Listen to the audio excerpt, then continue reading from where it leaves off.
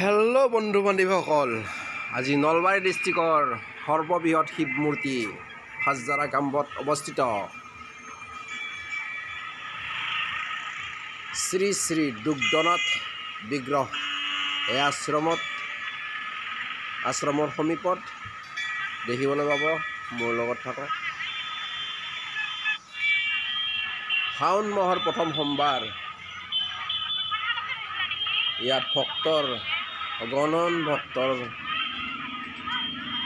ভিৰ। সুন্দৰ পৰিৱেশ, গছ গছনিৰে ভৰা এয়া আশ্ৰম।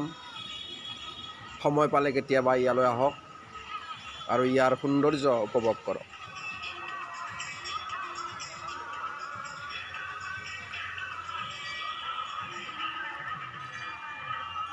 বহুত পুৰণা আশ্ৰম। ইয়াত অগণন ভক্ত বছৰৰ প্ৰতিটো দিনেই ভিৰ কৰে। তথাপিও শাওণ মাহৰ প্ৰথম সোমবাৰ আজি বিশেষকৈ অগণন ৰাইজৰ ভিৰ ইয়াত দেখিবলৈ পোৱা গৈছে।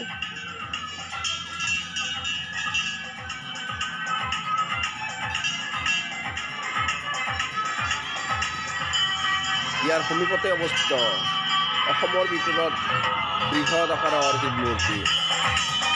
আহক।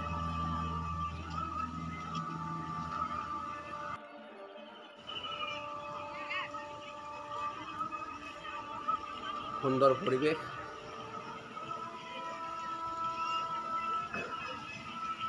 বিশেষকৈ শাওণ মাহৰ প্ৰথম সোমবাৰ অগণন ৰাইজ। বহুত গৰম ৰ'দৰ মাজতো বাবাক দৰ্শনৰ বাবে ইয়াত ভিৰ কৰিছে।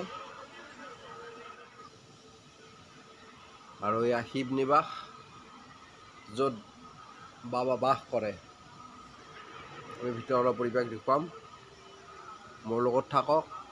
প্ৰথমকৈ এই চেনেলত মোৰ ভিডিঅ' চোৱাৰ বাবে অশেষ ধন্যবাদ। আৰু যিসকল ৰাইজে মোৰ চেনেলত ছাবস্ক্ৰাইব কৰা নাই, প্লিজ ছাবস্ক্ৰাইব কৰি দিব। ইয়াৰ ভিতৰৰ পৰিৱেশ, য'ত বাবা বাস কৰে।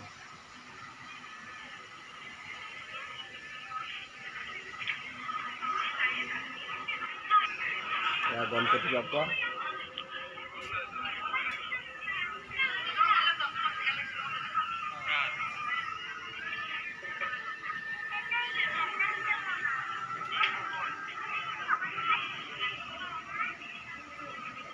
এয়া শিৱ পাৰ্বতী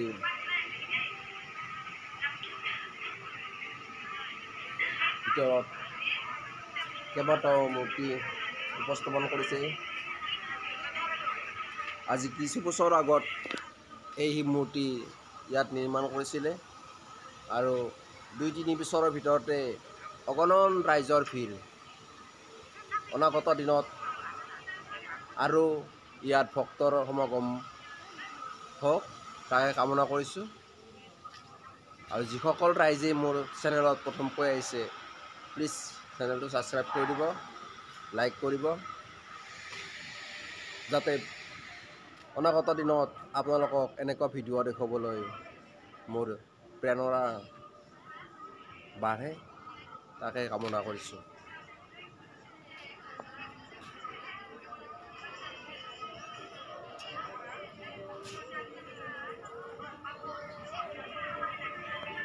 ইয়াৰ সুন্দৰ দৃশ্য, নিশ্চয় আহিব ইয়ালৈ।